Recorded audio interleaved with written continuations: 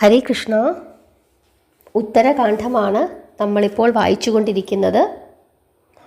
ലക്ഷ്മണൻ ശ്രീരാമൻ്റെ ആജ്ഞയനുസരിച്ച് സീതാദേവിയെ വാൽമീകിയുടെ ആശ്രമത്തിൽ കൊണ്ടുചെന്ന് ആക്കുന്ന ഭാഗമാണ് ഇന്നലെ നമ്മൾ പറഞ്ഞു നിർത്തിയത്.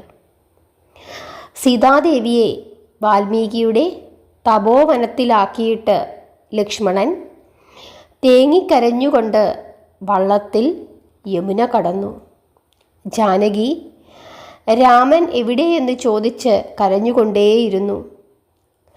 പുലികളും കരടികളും മുരളുന്ന ശബ്ദം കേട്ട് ദേവി ഭയന്നു.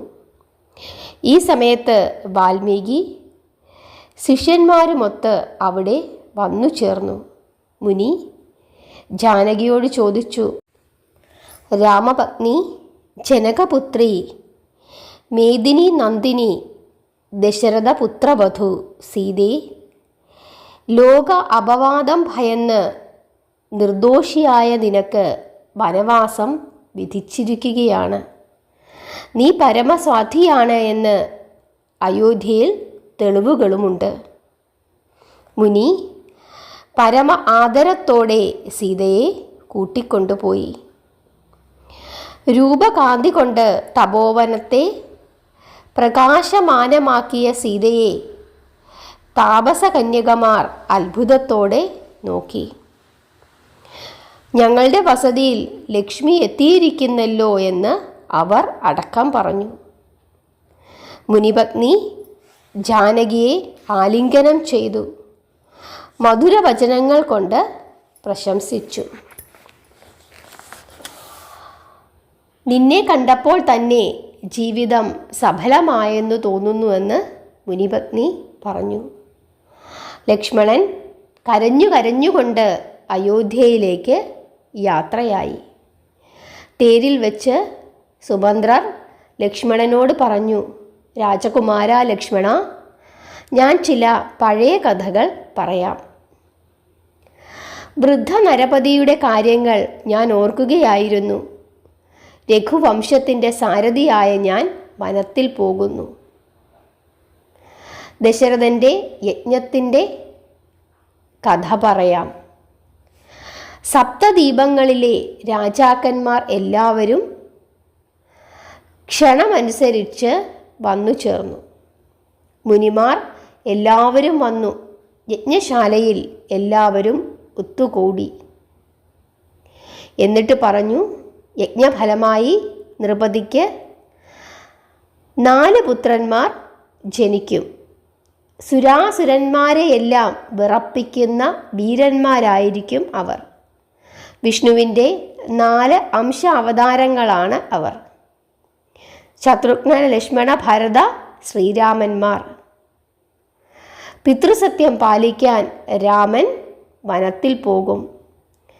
ശൂന്യഗൃഹത്തിൽ നിന്ന് രാവണൻ സീതയെ അപഹരിക്കും. രാവണനെ വധിച്ച് രാമൻ പത്നിയെ മോചിപ്പിക്കും. 11,000 വർഷം രാജ്യം ഭരിക്കും. 7,000 വർഷം കഴിയുമ്പോൾ ജാനകിയെ ഉപേക്ഷിക്കും. ദുർവാസാവ് വാതുക്കൽ വന്ന് നിൽക്കുന്നു എന്ന് പറയുന്ന ലക്ഷ്മണനെയും രാമൻ ഉപേക്ഷിക്കും. എന്നോട് പറഞ്ഞിട്ടുണ്ടായിരുന്നു ഈ വസ്തുത ആരോടും പറയരുതെന്നും പറഞ്ഞിരുന്നു. ഇന്ന് ആ മഹാരാജാവ് സ്വർഗസ്ഥനായി. ഇനി എനിക്ക് പറയാം. ലക്ഷ്മണ, സീതയുടെ കാര്യമോർത്ത് വിഷമിക്കേണ്ട. ലക്ഷ്മണനെയും രാമൻ ഉപേക്ഷിക്കും. ഈ കഥ കേട്ടപ്പോൾ ലക്ഷ്മണൻ വിഷാദിച്ചു. ലക്ഷ്മണൻ പറഞ്ഞു, സുമിത്രർ, താങ്കൾ അങ്ങനെ പറഞ്ഞെങ്കിലും സീതയുടെ കാര്യമോർത്ത് എനിക്ക് വേദനയുണ്ട്. എന്തുകൊണ്ട് എന്നെ ജ്യേഷ്ഠൻ ആദ്യം ഉപേക്ഷിച്ചില്ല? എങ്കിൽ എനിക്ക് ഈ ദുഃഖം ഒഴിവാക്കാമായിരുന്നു. എൻ്റെ ദുഃഖം എനിക്ക് സഹിക്കാം, എന്നാൽ എൻ്റെ ജ്യേഷ്ഠത്തിയുടെ ദുഃഖം എനിക്ക് കാണാൻ കഴിയുന്നില്ല. ഈ വിധം പറഞ്ഞ് ലക്ഷ്മണൻ കരഞ്ഞു. എന്നിട്ട് അവർ ഒന്നിച്ച് സഞ്ചരിച്ചു. രഥം അയോധ്യയിൽ വന്നു ചേർന്നു. ലക്ഷ്മണൻ രാമൻ്റെ സമീപത്തെത്തി. ദുഃഖം കൊണ്ട് രണ്ടുപേരുടെയും തല പൊങ്ങുന്നില്ല. ശ്രീരാമൻ പറഞ്ഞു, സീതയെ എവിടെയാക്കിയിട്ട് പോന്നു? എൻ്റെ മനസ്സിൽ വലിയ സംശയം. ഹൃദയം പിടയ്ക്കുന്നു. എന്നെ പിരിഞ്ഞ് ഒരു രാത്രി പോലും സീത കഴിഞ്ഞിട്ടില്ല. ജന അപവാദം ഭയന്ന് ഞാൻ ദേവിയെ ഉപേക്ഷിച്ചു. സീത ഇനി എങ്ങനെ ജീവിക്കും?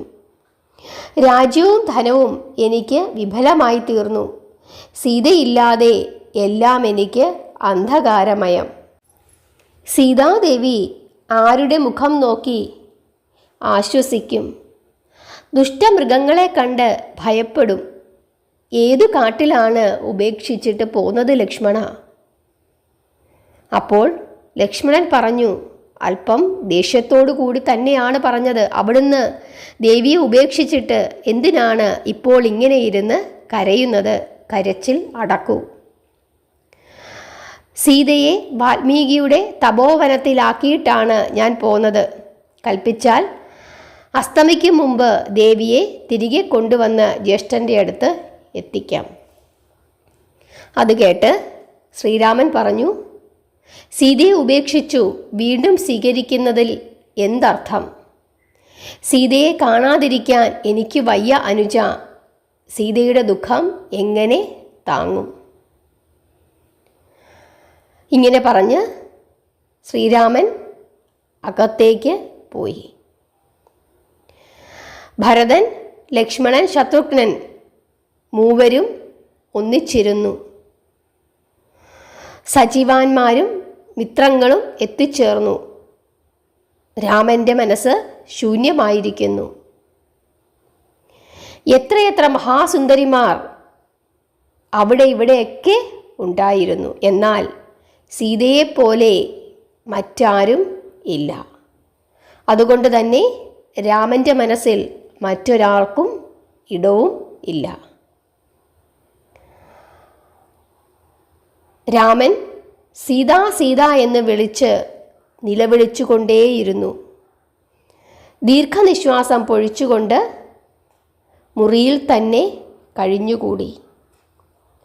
ലക്ഷ്മണൻ പറഞ്ഞു, ജ്യേഷ്ഠ, സീതയെ ഉപേക്ഷിച്ചിട്ട് 7 ദിവസമായി. രാജ്യകാര്യങ്ങളൊന്നും നടക്കുന്നില്ല. രാജാവായിരുന്നു കൊണ്ട് രാജധർമ്മ വിലോപം വന്നാൽ നരകമാണ് ഫലം. പുഷ്കരദേശത്ത് നുക്കഗേശ്വരൻ എന്ന ഒരു രാജാവുണ്ടായിരുന്നു. രാജാവ് പ്രഭാസ തീർത്ഥക്കരയിൽ എത്തിച്ചേർന്നു. 1,00,000 പശുക്കളെ ദാനം ചെയ്തു ബ്രാഹ്മണരെ തൃപ്തിപ്പെടുത്തി. അഗ്നിവേശൻ എന്ന ബ്രാഹ്മണൻ്റെ ഒരു പശു രാജാവിൻ്റെ പശുക്കൂട്ടത്തിൽ വന്നു ചേർന്നു. രാജാവ് ആ പശുവിനെ വേറൊരു ബ്രാഹ്മണന് ദാനം ചെയ്തു. ബ്രഹ്മചര്യത്തിലും തപസ്സിലും ജപത്തിലും മഹായജ്ഞത്തിലും അതിപ്രസിദ്ധനായ അഗ്നിവേശൻ സ്വന്തം പശുവിനെ പലയിടത്തും തേടി. ഒടുവിൽ പ്രഭാസ തീർത്ഥത്തിനടുത്ത് വെച്ച് ഒരു പശുക്കൂട്ടത്തിൽ തൻ്റെ പശുവിനെ കണ്ടു. പശു അബ്രാഹ്മണനെ തിരിച്ചറിഞ്ഞു. ബ്രാഹ്മണനെ കണ്ട് പശു വിളിച്ചു. ഹംബ ഹംബ എന്നാണ് വിളിച്ചത്. നൃഗേശ്വരൻ ആ പശുവിനെ മറ്റൊരാൾക്ക് ദാനം ചെയ്തിരിക്കുന്നു. ആ ബ്രാഹ്മണൻ ഓടി വന്നപ്പോഴേക്കും അഗ്നിവേശൻ പശുവിനെയും കൊണ്ട് പോയി. മറ്റേ ബ്രാഹ്മണൻ പശുവിനെ കട്ടവൻ എന്ന് പറഞ്ഞുകൊണ്ട് അഗ്നിവേശനെ തടഞ്ഞു നിർത്തി. രാജഗോപുരത്തിൽ ബ്രാഹ്മണർ 2 പേരും തമ്മിൽ വലിയ കലഹമായി. താൻ ദാനം ചെയ്ത 1,00,000 പശുക്കളിലൊരെണ്ണം അഗ്നിവേശൻ്റേതായിരുന്നു എന്ന് കേട്ട നൃഗേശൻ ദുഃഖിച്ചു. ബ്രാഹ്മണർ 2 പേരും രാജാവിനെ കാത്തുനിന്നു. രാത്രിയുടെ 2-ാം യാമമായിട്ടും രാജാവ് തിരികെ വന്നില്ല. പരസ്വത്ത് ദാനം ചെയ്തതിന് രാജാവിനെ ബ്രാഹ്മണർ ശപിച്ചു. രാജാവ് ഓന്തായി നരകത്തിൽ കിടക്കുന്നു. ആലോചനയില്ലാതെ ചെയ്യുന്ന പ്രവർത്തികൾ ഇങ്ങനെ പാപമായി തീരും. ഇത് കേട്ട് രാമൻ സമ്മതിച്ചു. ആലോചിക്കാതെയും അറിയാതെയും ചെയ്യുന്ന കർമ്മങ്ങൾ പോലും പാപമായി ഫലിക്കും. ശ്രീരാമൻ സഭയിലേക്ക് പോയി. ലക്ഷ്മണൻ ഗോപുരത്തിൽ നിന്നു. അപ്പോൾ കുലപുരോഹിതൻ വസിഷ്ഠൻ വന്നു ചേർന്നു. കശ്യപൻ, നാരദൻ മുതലായ മുനീശ്വരന്മാരും വന്നു ചേർന്നു. എല്ലാവരും ലക്ഷ്മണനോട് പറഞ്ഞു, രാമനെ കാണണം. രാമൻ്റെ ഭരണത്തിൽ ജനങ്ങൾ സന്തുഷ്ടരാണ്. ഒരു യുഗത്തിലും പുത്രപൗത്രാദികൾ ഒരുപോലെ ഇങ്ങനെ ആനന്ദിക്കുന്ന കാലം ഉണ്ടായിട്ടില്ല. ലക്ഷ്മണൻ അത് കേട്ടപ്പോൾ കുറച്ചൊക്കെ സന്തോഷം തോന്നി. ഈ സമയത്ത് ഒരു നായ അവിടെ വന്നു ചേർന്നു. കണ്ണു ചുവന്ന് സർവാംഗം വെളുത്ത് നടന്നും വിശന്നും തളർന്ന ഒരു നായ 3 കാലിൽ നടക്കുന്നു. ഒരു കാൽ ഒടിഞ്ഞതാണ്. അടി കിട്ടിയപ്പോൾ ശരീരമാകെ പൊട്ടിയിരിക്കുന്നു. രക്തം ഒലിക്കുന്നു. നായ ലക്ഷ്മണനെ വന്ദിച്ചു. ലക്ഷ്മണൻ ചോദിച്ചു, എന്താണ് ശ്വാന ഇങ്ങോട്ട് വന്നത്? എൻ്റെ ദുഃഖം ശ്രീരാമനോട് പറയാനാണ് വന്നത്. രാമൻ അനുവദിച്ചാൽ എൻ്റെ ദുഃഖം രാജസഭയിൽ ചെന്ന് പറയണമെന്നാണ് എൻ്റെ ആഗ്രഹം. ലക്ഷ്മണൻ സഭയിൽ ശ്വാനൻ്റെ കാര്യം രാമനോട് പറഞ്ഞു. രാമൻ ശ്വാനനോട് അകത്തു ചെല്ലാൻ പറഞ്ഞു. രാജസഭാ മര്യാദയിൽ തല വണങ്ങിയിട്ട് ശ്വാനൻ പറഞ്ഞു തുടങ്ങി, അങ്ങ് വിഷ്ണുവും ബ്രഹ്മാവും മഹേശ്വരനും വരുണനും കുബേരനും എല്ലാമാണ്. സൂര്യനും ചന്ദ്രനും ദിക്പാലകന്മാരും എല്ലാം അങ്ങ് തന്നെയാണ്. ത്രിലോകങ്ങളെയും ധന്യമാക്കിക്കൊണ്ട് അങ്ങ് തിരുവവതാരം ചെയ്തു. അങ്ങയെ കണ്ടതിൽ എൻ്റെ ശ്വാനജന്മം സഫലമായി. രാമൻ ശ്വാനനോട് ചോദിച്ചു, വീണ്ടും വീണ്ടും പലമാതിരി സ്തുതിച്ചുവല്ലോ, എന്തിനാണ് വന്നതെന്ന് പറയൂ. നായ കരഞ്ഞു. കണ്ണുനീരിൽ മേനി തിളങ്ങി. ഞാനൊരു തെറ്റും ചെയ്തിട്ടില്ല. സന്യാസി വെറുതെ എന്നെ തല്ലി. അടികൊണ്ട് ഞാൻ ദുഃഖിതനാണ്. 3 ദിവസം ഒരു ഭക്ഷണവും കഴിക്കാതെയാണ് ഞാൻ ഇവിടെ വന്നിരിക്കുന്നത്. എന്തു കുറ്റം ചെയ്തതിനാണ് എന്നെ തല്ലിയതെന്ന് സന്യാസിയോട് ചോദിക്കണം. രാമൻ കൽപ്പന കൊടുത്തു, സന്യാസിയെ വേഗം കൊണ്ടുവരിക.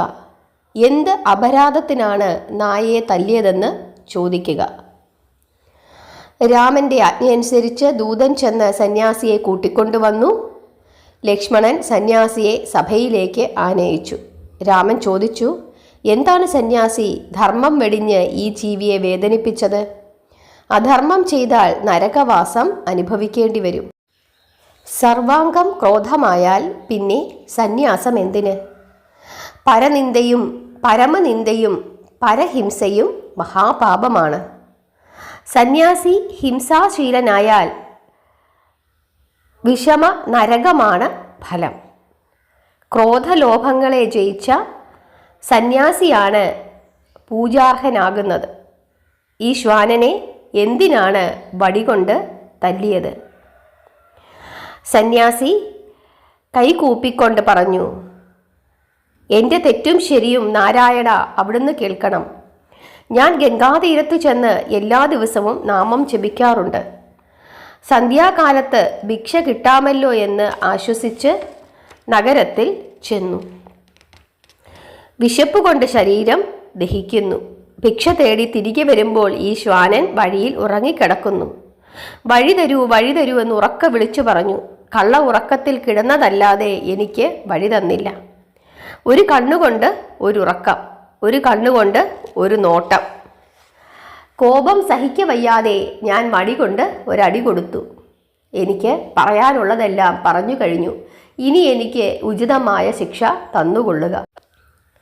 രാമൻ സദസ്സിനോട് അഭിപ്രായങ്ങൾ പറയാൻ നിർദ്ദേശിച്ചു. ആരാണിവിടെ കുറ്റക്കാരൻ? എന്താണ് ശിക്ഷ?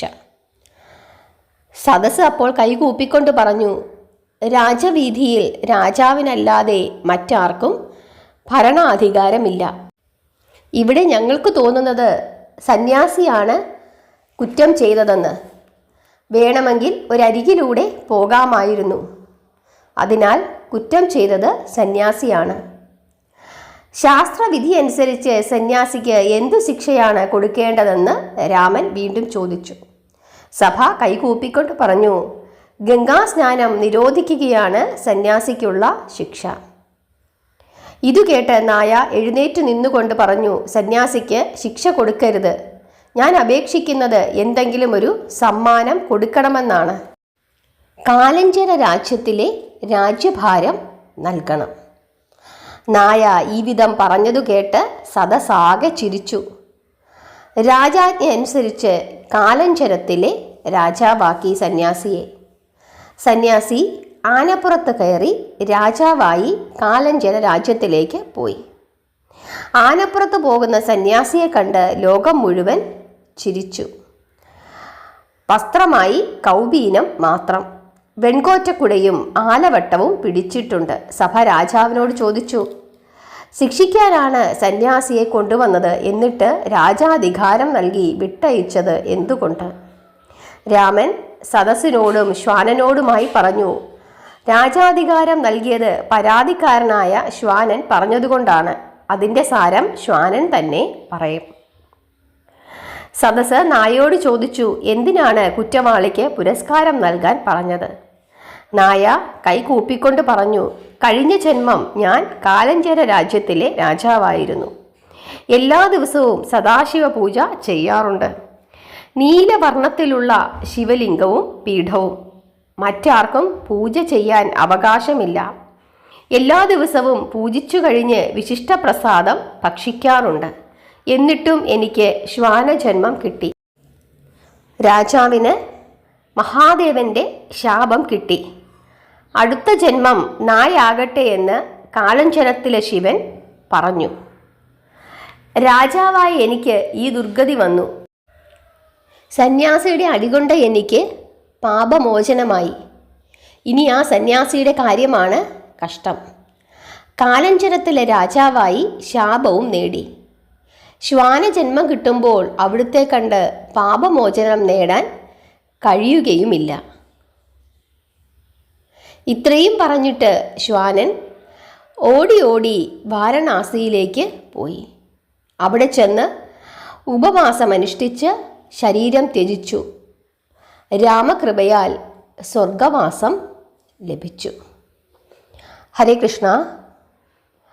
ഈ കഥ എന്തിനാണ് വാൽമീകി മഹർഷി നമ്മളോട് പറഞ്ഞത്? ഇവിടെ ഈ നായ രാജാവായിരുന്നപ്പോൾ അദ്ദേഹത്തിൻ്റെ ചെറിയ ചെറിയ പിഴവുകൾക്ക് പോലും മഹാദേവൻ കോപിക്കുകയും അടുത്ത ജന്മത്തിൽ നായയാകട്ടെ എന്ന് ശപിക്കുകയും ചെയ്തു. പക്ഷേ അവിടെ ശിവനെ പൂജിച്ചിരുന്നത് കൊണ്ട് ഒരു വരവും കൂടി കൊടുത്തു. എന്താണ്? ശ്രീരാമനെ കണ്ട് പാപമോചനം ലഭിക്കുമെന്നുള്ളത്. ഇവിടെ കർമ്മഫലത്തെ പറ്റിയാണ് വാൽമീകി മഹർഷി നമ്മളെ ഓർമ്മിപ്പിക്കുന്നത്. നമ്മൾ ഏതൊരു കർമ്മം ചെറുതോ വലുതോ ആകട്ടെ, അറിഞ്ഞോ അറിയാതെയുമാകട്ടെ, അതിൻ്റെ ഫലം തീർച്ചയായും നമ്മൾ അനുഭവിക്കുക തന്നെ ചെയ്യുമെന്നാണ് ഇവിടെ വാൽമീകി മഹർഷി നമ്മളോട് പറഞ്ഞു വെക്കുന്നത്. ചിലപ്പോൾ നമ്മൾ അറിഞ്ഞോ അറിയാതെയോ ചെയ്തു പോകുന്ന തെറ്റിൻ്റെ ഫലങ്ങൾ പോലും, അതല്ലെങ്കിൽ അന്നേരത്തെ ചോരത്തിളപ്പിന് പറഞ്ഞു പോകുന്ന കാര്യങ്ങളുടെ ഫലം പോലും നമ്മൾ അനുഭവിക്കുന്നത് ഇന്നത്തെ സമൂഹത്തിൽ നമ്മൾ കാണുന്നുണ്ട്. നമ്മൾ ഓരോരുത്തരും അതിൻ്റെ ഇരകളുമാണ്. അതുകൊണ്ട് കഴിവതും നല്ല കാര്യങ്ങൾ, നല്ല വാക്കുകൾ, നല്ല പ്രവർത്തികൾ ചെയ്ത് മുമ്പോട്ട് പോവുക. അല്ലെങ്കിൽ തീർച്ചയായിട്ടും നമ്മൾ ഓരോരുത്തരും അതിൻ്റെ ഫലം അനുഭവിക്കേണ്ടി വരും എന്നുള്ളതാണ് വാൽമീകി മഹർഷി ഇവിടെ പറഞ്ഞു വെക്കുന്നത്. പിന്നെ ഒരു ശാപമോചനം, നമ്മളിപ്പോൾ അറിഞ്ഞോ അറിയാതെയോ പല തെറ്റുകളും ചെയ്തിട്ടുണ്ടാകാം. അതിൻ്റെ കാഠിന്യം കുറയ്ക്കുന്നതിന് വേണ്ടിയിട്ടോ അതല്ലെങ്കിൽ അതിൽ നിന്നും നമുക്കൊരു രക്ഷ നേടുന്നതിന് വേണ്ടിയിട്ടോ നമുക്ക് ചെയ്യാൻ പറ്റുന്ന ഒരേ ഒരു കാര്യം ഭഗവത് സേവയാണ്, നാമജപമാണ്. ഇവിടെ ശ്വാനൻ്റെ ചെറിയ ചെറിയ തെറ്റുകൾ മഹാദേവൻ തെറ്റുകൾക്ക് കോപിച്ച് നായയായിട്ട് ശപിച്ചെങ്കിലും അദ്ദേഹം ശിവപൂജ ചെയ്തതുകൊണ്ട് ഒരു പാപമോചനം ലഭിച്ചു. അങ്ങനെ ഒരു വരവും കൂടി നായയ്ക്ക് കൊടുത്തിട്ടുണ്ടായിരുന്നു, രാജാവിന് കൊടുത്തിട്ടുണ്ടായിരുന്നു. പക്ഷേ ഇവിടെ ഈ സന്യാസിക്ക് അതില്ല. കാരണം അദ്ദേഹം രാജ്യം ഭരിച്ച് അടുത്ത ജന്മമാകുമ്പോഴേക്കും രാമനില്ല, ആ യുഗം അവസാനിക്കുന്നു. അതുകൊണ്ട് നമ്മൾ ഓരോരുത്തരും ചെയ്യേണ്ടുന്ന കാര്യം ഭഗവത് സേവയാണ്, നാമജപമാണ്. കഴിവതും തെറ്റുകൾ ചെയ്യാതിരിക്കാൻ നമ്മൾ ശ്രമിച്ചുകൊണ്ടേയിരിക്കുക. ആരുടെയും മനസ്സ് വേദനിപ്പിക്കാതിരിക്കാൻ പരമാവധി ശ്രമിക്കുക. നമ്മൾ ഈ പുസ്തകങ്ങളൊക്കെ വായിക്കുമ്പോൾ ഈ കാര്യങ്ങളൊക്കെ മനസ്സിലാക്കുന്നതിന് വേണ്ടിയിട്ടാണ് ഇതുപോലുള്ള ഇതിഹാസങ്ങളൊക്കെ എഴുതി വച്ചിരിക്കുന്നത്. അത് മനസ്സിലാക്കി മുമ്പോട്ട് പോകുന്നതിനാണ് ഈ കഥകളൊക്കെ നമ്മൾ പഠിക്കുന്നത്. ഇവിടെ ലക്ഷ്മണൻ ശ്രീരാമനോട് പറയുന്നുണ്ട്, തെറ്റു ചെയ്താൽ അതിൻ്റെ ശിക്ഷ അതാരായാലും അനുഭവിക്കേണ്ടി വരുമെന്ന്. അത് കഴിയുമ്പോഴാണ് നായ ഇവിടേക്ക് വരുന്നത്. ഇതെല്ലാം ഇനി ഇങ്ങനെ കണക്ട് ചെയ്ത് മുമ്പോട്ട് പോകും. ഉത്തരകാണ്ഡം കേൾക്കുന്ന എല്ലാവരുടെയും മനസ്സിലുള്ള ഒരു ചോദ്യമാണ്, ശ്രീരാമചന്ദ്രൻ സീതാദേവിയെ വനവാസത്തിന് അയച്ചു, അത് ശരിയോ തെറ്റോ എന്നുള്ളത്. എന്തിനാണ് അങ്ങനെ ചെയ്തത്? ദേവിക്ക് എന്തുകൊണ്ടാണ് അങ്ങനെയൊരു ജാതകദോഷമുണ്ടായത്? ഇതൊക്കെ നമ്മുടെ മനസ്സിൽ വരുന്ന ചില ചോദ്യങ്ങളാണ്. ഇതിനെല്ലാമുള്ള ഉത്തരം ഇനി മുമ്പോട്ട് കേൾക്കുക എന്നുള്ളതാണ്. നിങ്ങളുടെ എല്ലാ ആശങ്കകൾക്കും പരിഹാരം തീർച്ചയായും മുമ്പോട്ട് കേട്ടാൽ ഉണ്ടാകും. ഹരേ കൃഷ്ണ.